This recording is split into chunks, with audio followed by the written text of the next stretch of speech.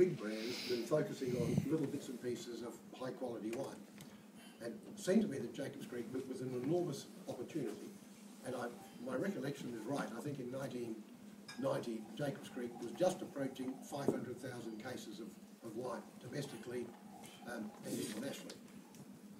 It was at its doldrums because of these various changes of ownership, and this is no criticism of Bernard Hickin, who just acquired this primarily and as a company to distribute their products in Australia, inherited what was to become one of the world's great brands, but at that stage was something in its doldrums.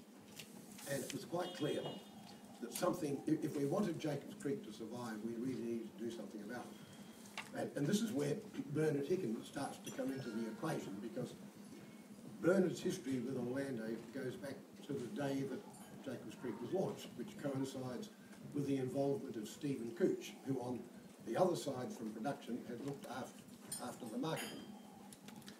And there were some hard decisions to be taken, and one would have to thank Bernard Hickin for backing it, because it was at a point where Jacobs Creek was either going to die or survive. And we took some very, very hard decisions. And one was that if we didn't sort out quality, we didn't have a brand for the future. And the company backed the concept of quality ahead of quantity. The demand for Australian wines at that time was enormous. And the company agreed to back off on satisfying demand to service quality. We took a lot of extraordinary decisions in those years in the early 90s. Jacobs Creek Shiraz Cabernet was 3 different products depending where it was sold in the world, and clearly that was a recipe for disaster. We brought that back to 1, and you've tasted an example tonight, the 1994. More importantly, we focused on developing a viticulture culture, which I think was unique in the world. We developed a relationship with growers that was unique, I think, anywhere. We moved the philosophy to paying for quality, not paying for quantity.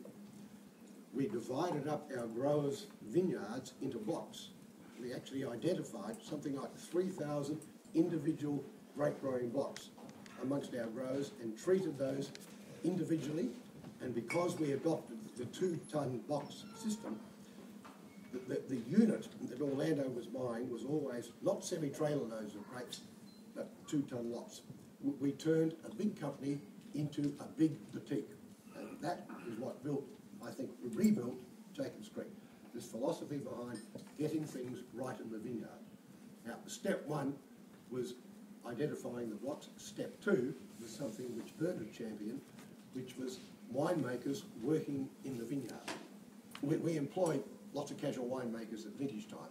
We let them run the winery so that the real winemakers can get out and work with the growers, taste the fruit, and select the fruit by lot. And that moved Jacobs Creek from here to here, right up to here. And it's a philosophy that lives with us to today. Still working in 2-ton lots, and each of those 2-ton lots is graded, and there's an end purpose for it. The winemaking was, you would argue, and I would argue probably historically good. But we also adopted something which was inherent in Orlando, but different within Australia, that instead of having winemakers working on the best winemakers worked up here, the next best here, the next best here, and the not so good made cask wine.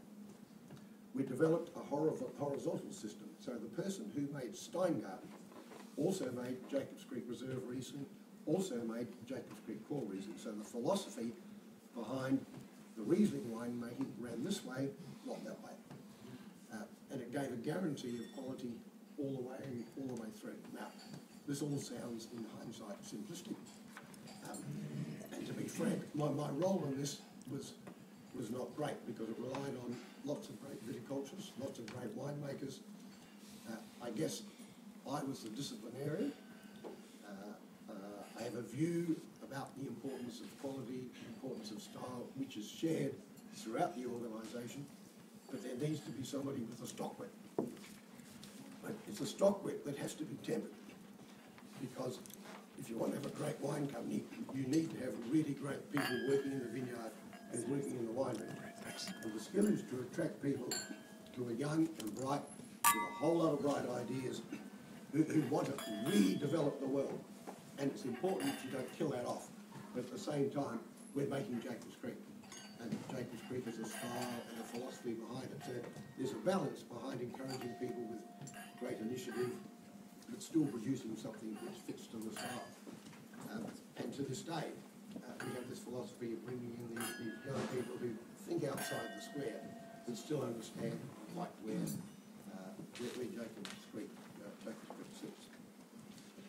Along that journey, we introduced in 1998 a brand new style of sparkling wine in Australia. And full credit to this goes to Bernard. Now, I'm not focusing on Bernard for any particular reason other than for something which is quite factual.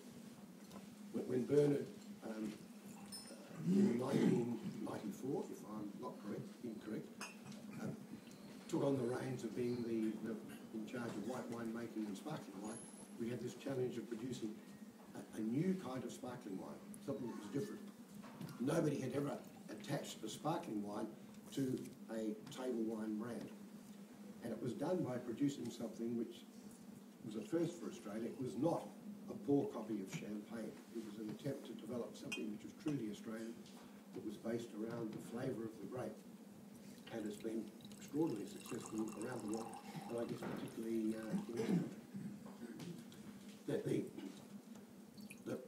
The thing to me that sets and has set Jacobs Creek aside from most brands in Australia is that we chose never to be sunshine in a bottle. That was a great concept for Australia, but it was a concept that you could easily get sucked into and just be part of big Australia. We chose not to be fruit-driven wines. We chose to be something which was lighter, more elegant, wines which were thinking about how people might consume them, which was probably with food. So we played down this big bit and concentrated on elegance, on varietal characteristics. Now, if you look at Jacobs Creek in the Australian context, we tend to be slightly European. You put it into the European context, we're very Australian. but I think it's been a balance that has served us well. I also like to think that one of the benefits that we've had is that as a company, we are basically a one-brand organisation. We live and die on Jacobs Creek. As you would know, we have Wyndham Estate and a few other local brands. But we are not a multi-brand company. And everybody within the organisation behind Jacobs Creek knows that if Jacobs Creek stumbles, we all stumble.